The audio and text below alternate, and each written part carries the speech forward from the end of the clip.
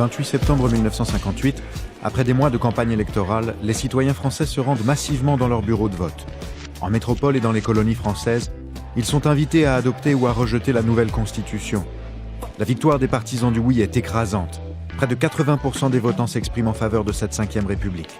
Des résultats qui témoignent de la volonté des Français d'en finir avec un régime à bout de souffle et avec une guerre qui s'enlise en Algérie.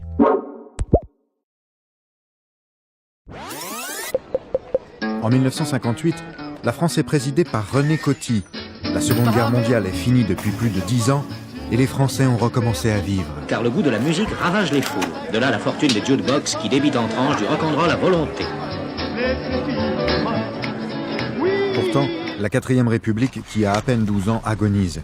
Son régime politique est instable. Les gouvernements n'en finissent plus de se succéder et rares sont ceux qui tiennent plus de 6 mois.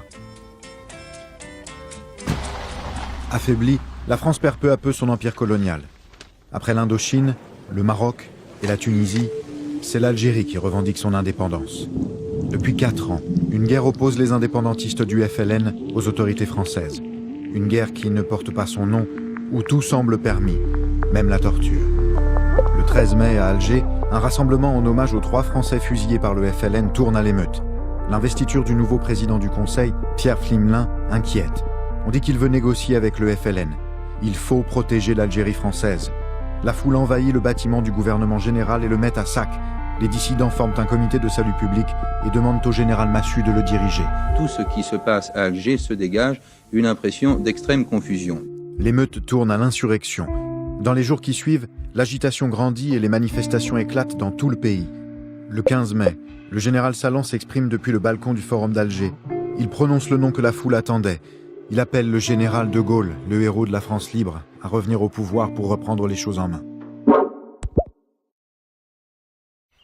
Depuis 12 ans, le général de Gaulle s'est retiré de la vie politique, en profond désaccord avec les institutions de la 4e République.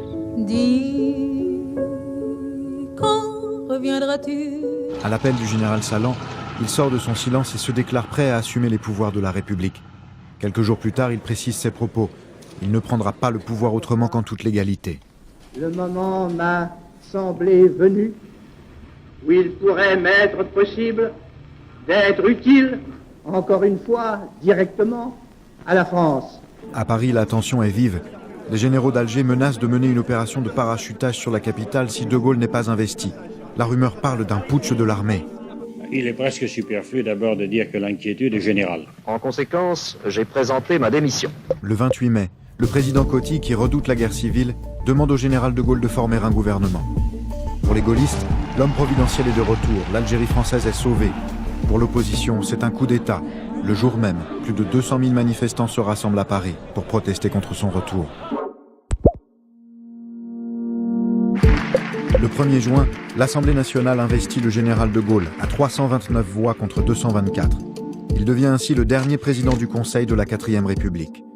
Le lendemain, les députés lui octroient les pleins pouvoirs, comme il l'avait demandé, pour qu'il puisse rédiger une nouvelle constitution. Le nouveau texte devra cependant être approuvé par référendum.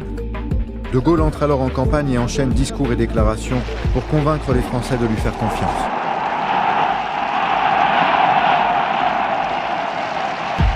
Au nom de la France, je vous demande de répondre oui. Moi, je vais être amené à voter non. 12 ans après le discours de Bayeux, dans lequel il présentait déjà sa vision des institutions, la 5e République voit le jour. Une république dont il sera élu le premier président le 21 décembre 1958. La France passe alors d'un régime parlementaire à un régime présidentiel, renforcé en 1962 par l'élection du président au suffrage universel. À Paris, la 5e République est officiellement née. Je pense, mesdames et messieurs, que vous avez pu regarder ce programme dans de bonnes conditions et nous avons fait de notre mieux pour vous fournir le maximum de renseignements. Bonsoir.